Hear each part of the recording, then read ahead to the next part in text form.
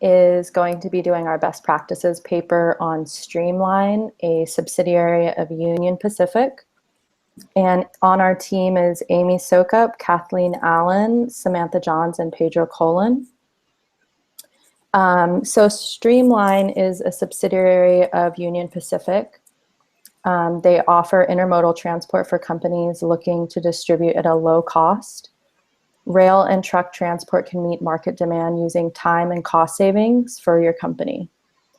Streamline works closely with Union Pacific and rail service within the US, Canada, and Mexico.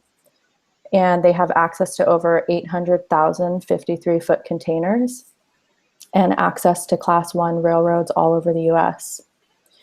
We interviewed Aaron Pfeiffer, Senior Manager at Streamline Network Design, and his primary responsibilities include measure and report on street network efficiency and identifying non-intermodal opportunities to increase street efficiency and identifying target freight that optimizes existing street networks.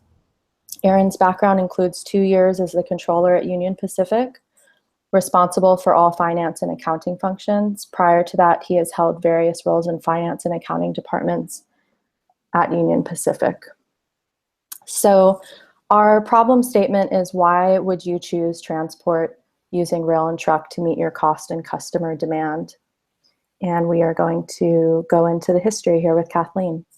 Great. Thanks, Samantha, for the introduction to our topic. So, as Samantha mentioned, our team chose to focus on intermodal transportation for this assignment.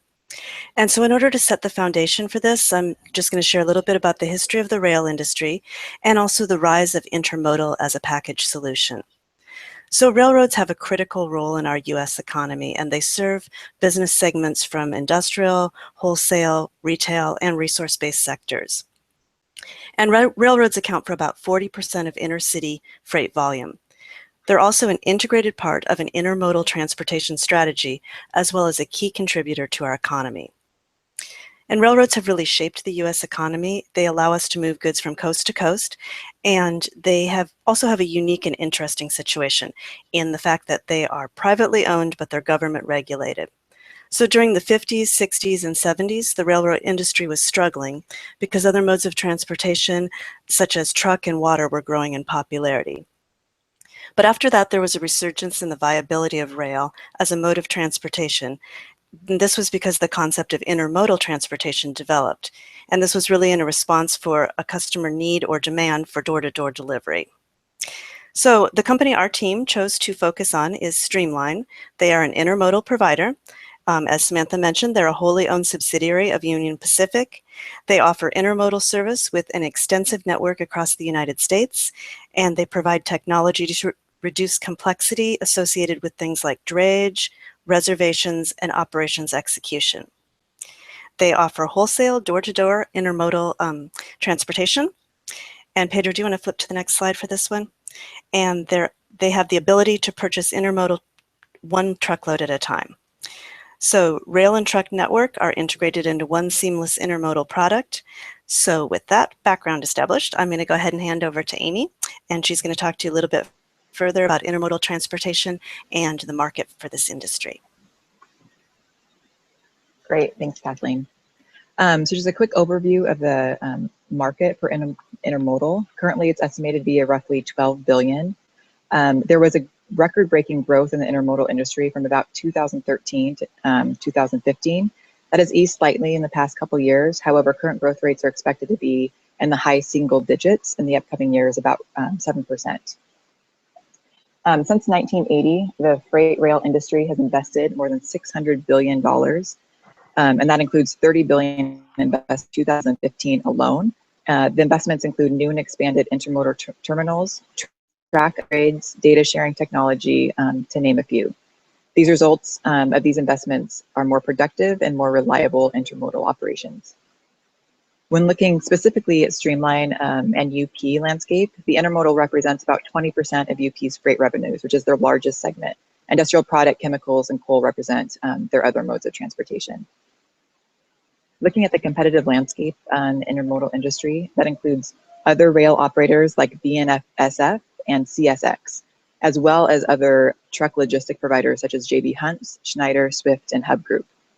Arguably, the biggest competitor occurs when partnerships of those two competitors form. For example, JB Hunt's began a segment called JBI that partners with BNSF for intermodal business.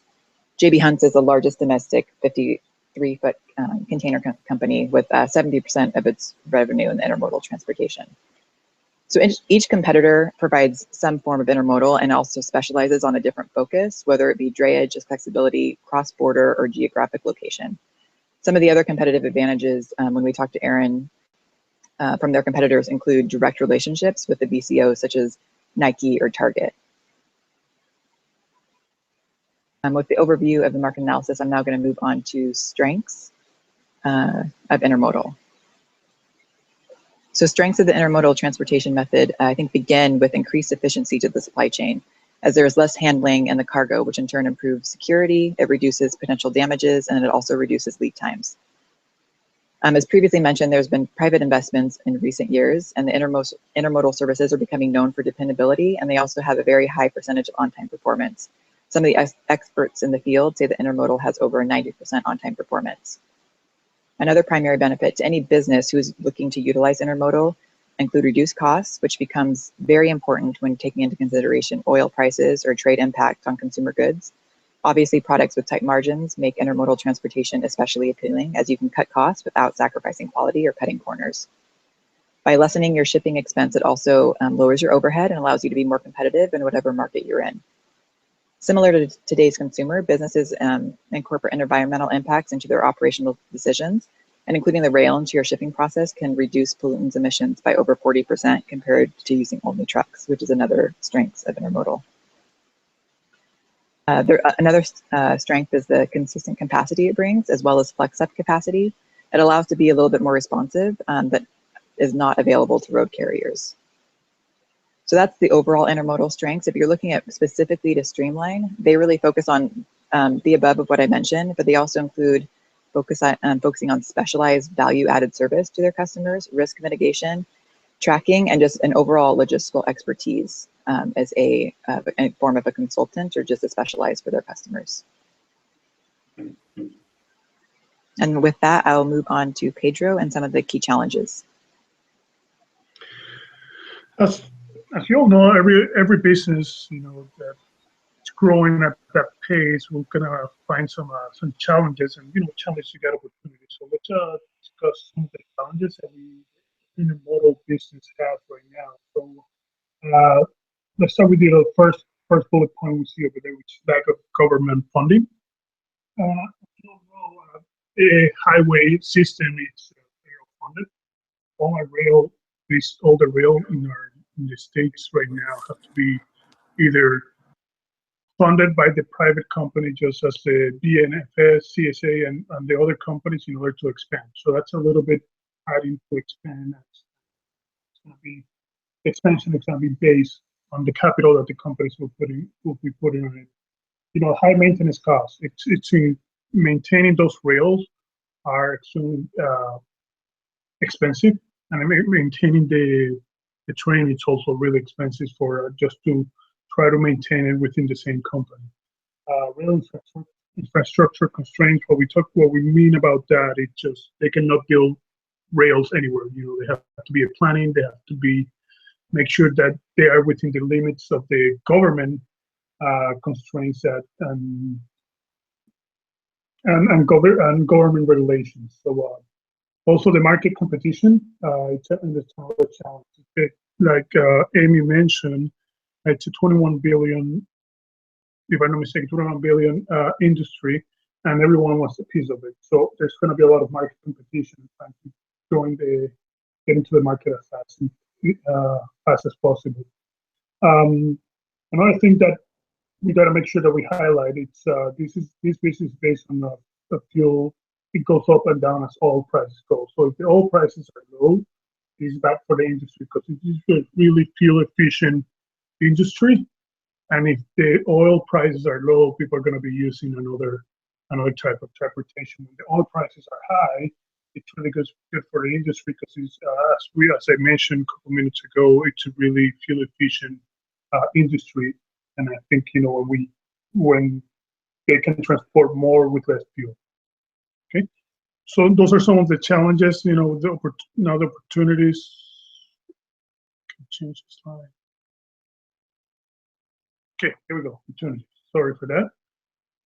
Opportunities. It's corporate level awareness and buy-in. So there's a lot of industries that know about it and know the benefits of it. So the industries are buying in, just as Nike, Target, and other people. There's a lot of business out there. Opportunities in the industry. So this is going to add more jobs, especially to the short distance. Move it from the warehouse to the train station, and also infrastructure expansion. I think the state right now will benefit more for expanding their train infrastructure. So that's something that really could benefit, and it's a great opportunity, especially for if we're going to talk only about the West Coast. I think going all the way from Mexico to Canada, I think could be really beneficial not only for the states, but I think the economy in North America. And with that, I'm gonna pass it to Samantha, and she's gonna talk about the whens and whys of this business. Okay, so when and why would your company want to use intermodal? Streamline works to cut delivery lead time, and they do this by strategically performing round-trip intermodal transport. So after unloading shipment, Streamline will immediately reload and therefore efficiently cut driving and oil costs down. They also are introducing new technologies to track all of the containers that are in shipping with a GPS system, so that you can see exactly where your containers are located in real time. And of course, the length of the haul is a large amount of capacity, weight, and transit time. Rail also avoids road congestion, and the cost effect and environmentally conscious aspects of rail are other reasons why you may want to choose to use intermodal.